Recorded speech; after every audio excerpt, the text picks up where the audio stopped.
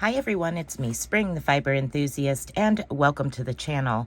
Today is going to be just a short tutorial on how to frog back on Tunisian crochet, as per requested by a viewer. So let's go over some of the basics here as far as your Tunisian. So we have a forward pass, and this is where we pick up all of the loops, all of those stitches across. And then we have a reverse pass. The reverse pass, you discard all of those stitches, and that completes one technical row. So if you messed up somewhere along the lines, you're going to want to frog back 2 rows at a time. So a forward pass and a reverse pass to equal to one Tunisian actual row. So for instance, I have right here all these stitches on my hook and cable.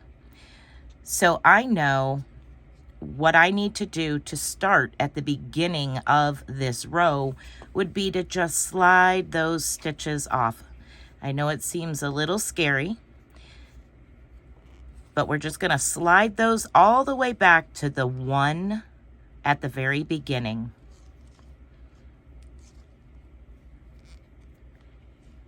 So we're just going to slide all the way back to that very first one. Now you can just pull out all that extra yarn that you had from picking up stitches.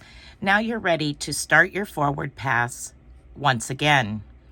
But say I need to go back a couple of rows. So what I'm going to do is I'm going to remove my hook from that loop, and I'm going to drop down to the next loop. I'm going to pull that loop out like such. And now I'm just going to pull that out. Now technically what I have here is all the loops that would be on your forward pass. But there was a mistake in there, so I want to make sure that I go back completely to start a new forward pass. And now we're down here at the end, get it to cut loose, and we're back at the beginning. Okay, so we're going to do that one more time. I'm going to zoom in a little bit closer over what I'm doing with the hook and the loops, and that way you can see exactly what I just did a little bit closer. So here I am. I would normally be picking up stitches, those loops, all the way across for the forward pass. So I have my loop on my hook. All right, so what I did was I removed it from that one, that loop, and I placed it into the loop below it, so the stitch below it, like that. Now you can pull that loop out, set your hook down, and frog all the way to the end of that row, and then frog all the way back.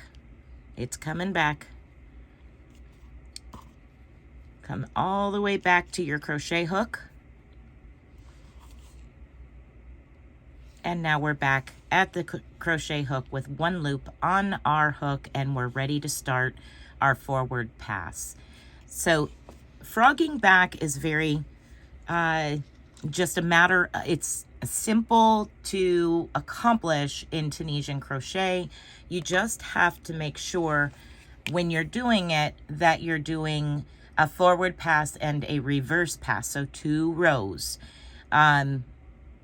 Unless you just drop a few stitches to get back to where you were. And that would be the same. So for instance, I'm just going to grab a few stitches. I don't even remember what stitch pattern this is.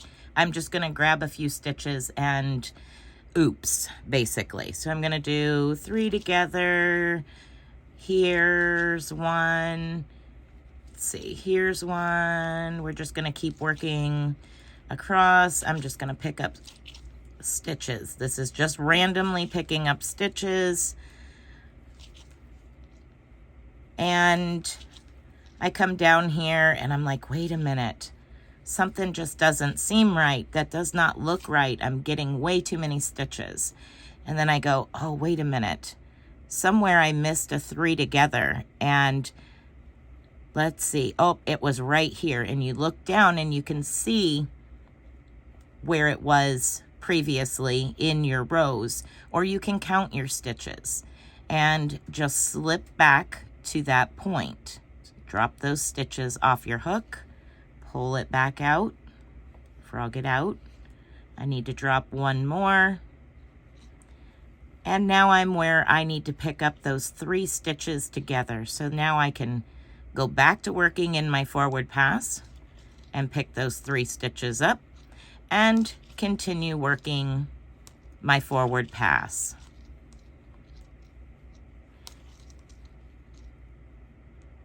And then we're back to the 3 again. Pick those 3 up. So basically you're just wanting to make sure that you're working 2 rows at a time, which equals to 1 finished Tunisian crochet row, your forward pass and your reverse pass.